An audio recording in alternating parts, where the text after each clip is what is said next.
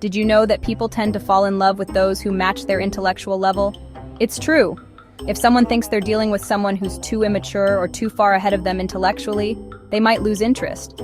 So let's talk about how to connect with someone on their level and make a great impression. First, let's define maturity. It's not the same for everyone. It depends on what the other person values and expects. For some people, maturity means being thoughtful and responsible. For others, it might mean being smart or having great ideas. To connect with someone, you need to figure out what maturity looks like to them. Once you know what maturity means to them, try to match their intellectual energy. If they love deep conversations, show them you can keep up, but be careful. Some people, especially those who feel insecure, might feel threatened if you outshine them. In those cases, it's better to tone it down and connect in a way that feels comfortable for both of you. For example, some men might feel intimidated by a woman who seems much smarter than they are. In that case, it's not about hiding your intelligence. It's about focusing on the areas where you both connect. Here's some great news. You can change someone's opinion about you, even if they didn't find you attractive at first. It's all about using the power of the subconscious mind. There are simple strategies that can gently nudge their thoughts in your favor. Here are some easy and fun tactics to try. 1. Let trusted friends do the talking. If you share mutual friends, ask them to mention how great you look or how fun you are in casual conversations with the person you like. Hearing compliments from someone they trust can really make a difference. 2. Use social media to your advantage. Post a nice photo or share something thoughtful, and encourage your friends to leave positive comments. When the person you're interested in sees those comments, it creates a ripple effect in their mind.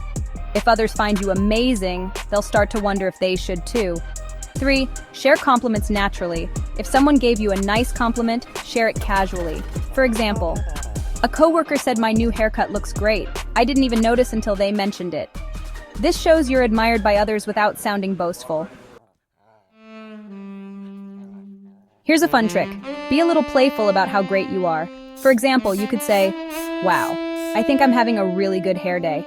Actually, I think I have one every day." When you say it in a lighthearted, joking way, it lowers their defenses and plants a positive thought about you in their mind. Timing is everything when it comes to influencing the subconscious.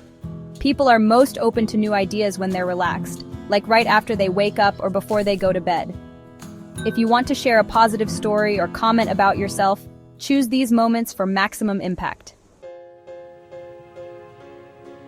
One strategy is great, but combining them works even better.